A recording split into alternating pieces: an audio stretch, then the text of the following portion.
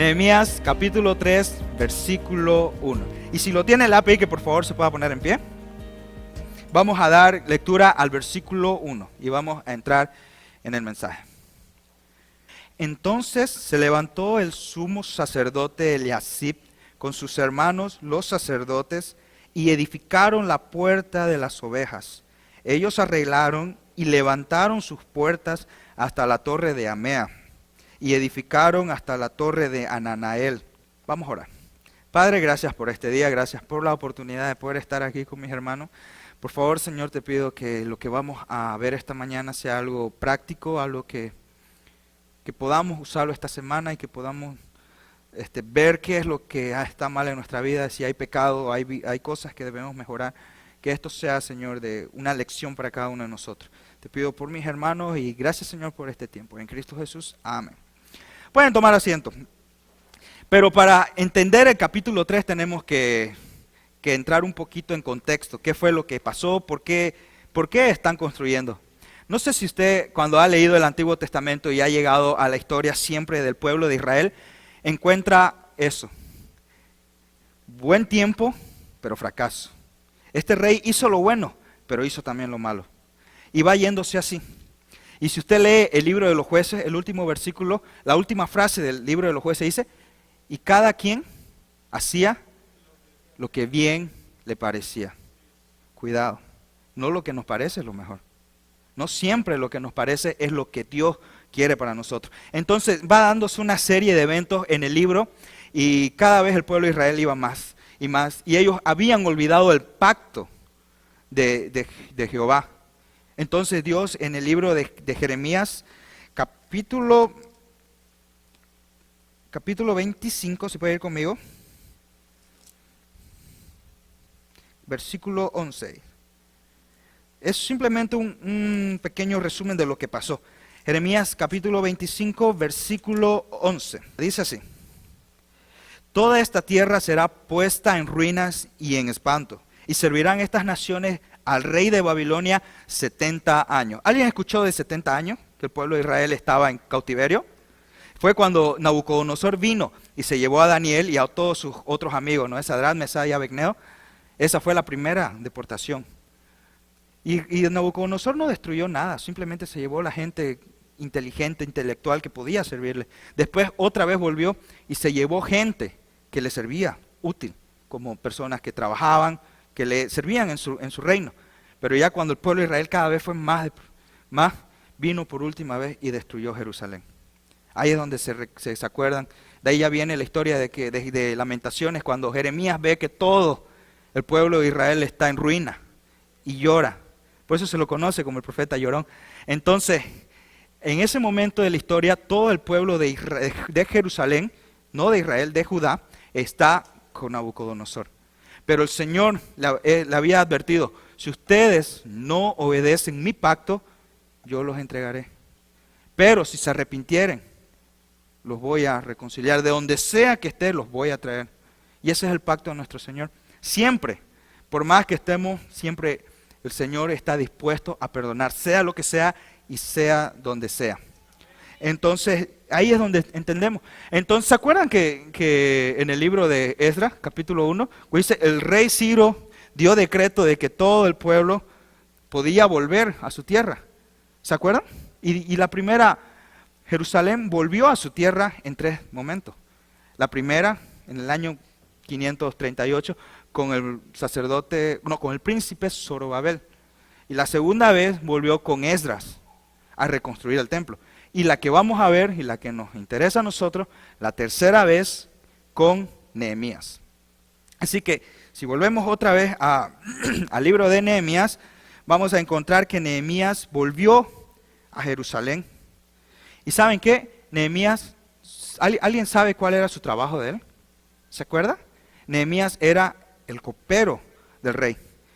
Ahora muchos piensan que quizás era el que le servía el vino. Y sí, es correcto, pero tenía mucho más que solamente servirle el vino.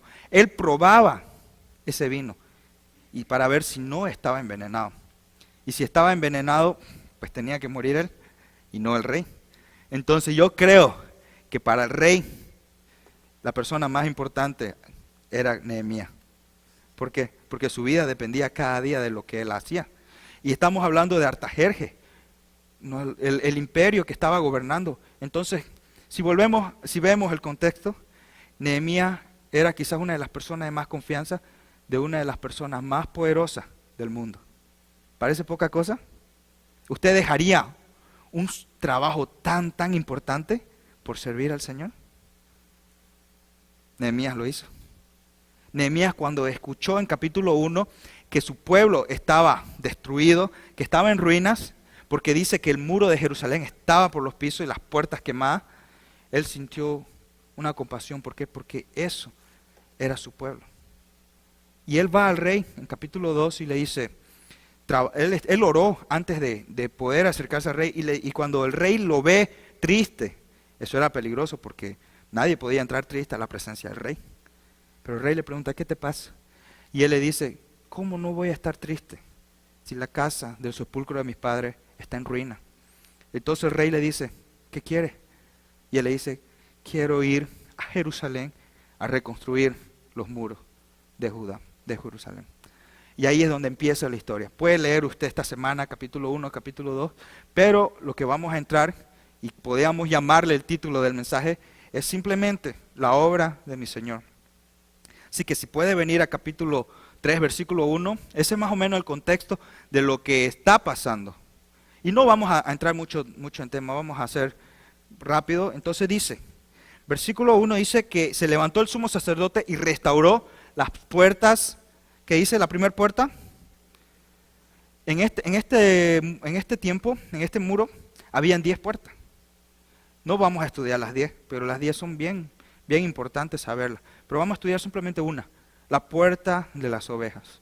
Esa era la puerta. ¿Qué significaba? Era la puerta que estaba bien en el norte y era la puerta por donde entraba el corderito, las ovejas, para el sacrificio. ¿Por qué? Porque Israel Judá, el pueblo, tenían que hacer sacrificio continuamente. ¿Por qué? Porque su pecado estaba bajo la ira del Señor. Y lo que hacía la ovejita o el cordero era simplemente apaciguar la ira de Dios. No la eliminaba, simplemente la calmaba. Y eso tenían que hacer día tras día tras día. Entonces, eso era la puerta de las ovejas, eran por donde entraban las ovejas. Era el sacrificio por el pecado. Era para poder arreglar su situación personal con Dios, porque vivían en pecado igual que nosotros. Eso era la puerta de las ovejas. Ellos tenían que entrar ahí para poder, gracias hermano, para poder entrar a Dios, por acceso a Dios por medio de ese sacrificio, porque su pecado no le permitía. Pero ¿sabe qué? En Hebreos dice que nuestro pecado, que Dios murió una sola vez y ya. Dice en Hebreos 4 que usted puede acercarse confiadamente al trono de la gracia para hallar gracia y oportuno socorro. ¿Por qué? Porque el sacrificio ya fue hecho una sola vez, perfecto. En estas personas, en el pueblo, ellos tenían que hacerlo a diario para poder estar bien con Dios. Pero nosotros ya tenemos acceso directo por medio de la sangre de Jesucristo. Ahora, la pregunta es esta. ¿Usted está usando ese medio que es Jesucristo, su perdón, su sangre, para acercarse a Dios? Eso es lo que debemos pensar. Estas personas tenían la puerta de las ovejas quizás era la puerta más importante para cada persona. ¿Por qué? Porque por ahí tenían que ir al templo para hacer su sacrificio, para poder estar bien con el Señor. Pero nosotros solo tenemos que pedir, como dijo el hermano esta mañana, el perdón no se puede cuando hay orgullo. Pero ¿saben qué? El reconocer prácticamente ya está, como él dijo, ya es el primer paso y el más grande. Usted tiene algo grande para poder acercarse a Dios, y ese es Jesucristo. Esa era la puerta de las ovejas, como dice en Juan 17, que Él es la puerta de las ovejas. Entonces, para mí, yo podría decir que esto empezó con Jesucristo, esta obra. Y podemos ir leyendo, pero más adelante, este es el comienzo. Pero podemos ver otra cosa, que podríamos llamarle la segunda parte de esta construcción, que son las prioridades. Quiero que venga conmigo al mismo capítulo 3, pero que venga también al versículo 5. ¿Lo tiene? De Nehemías 3, versículo 5 dice, e inmediato a ellos restauraron los tecoitas, pero sus grandes no se prestaron para ayudar a la obra de su Señor. Saben, los tecoitas eran un pueblo también, y ellos tenían que trabajar. ¿Por qué? Porque todo esto era, ¿qué era? La obra de su Señor. La voluntad de Dios para cada Israel, para cada judío en ese momento, ¿qué era? Que trabajen en esa construcción. Pero no, había algo más importante. Ellos eran grandes, quizás eran príncipes, quizás eran ricos, no lo sé, pero no se prestaron. ¿Por qué? Personalmente podemos ver muchas cosas de por qué ellos no fueron, pero yo creo que una de las más importantes de las razones por las que los tecoitas o sus grandes no se presentaron fue simplemente esta, porque había algo más importante que Dios en su vida. Por eso ellos no se presentaron. Puede haber un montón de razones, pero yo pienso que si Dios no es la prioridad en su vida, cualquier razón va a ser más importante para usted para alejarse de la iglesia, para alejarse de Dios. Si es que Dios no está en primer lugar de su vida. ¿Sabe cuál es la obra del Señor en este momento? Nosotros, la iglesia. Esta es la voluntad del Señor. Entonces sus grandes, esas personas importantes, tenían cosas más importantes que trabajar por el Señor. Cuidado, estas personas eran malas, pero nosotros, ¿será que estamos tan lejos de esa realidad? ¿Hay algo más importante en su vida, su trabajo, lo que sea, que le esté quitando el primer lugar al Señor?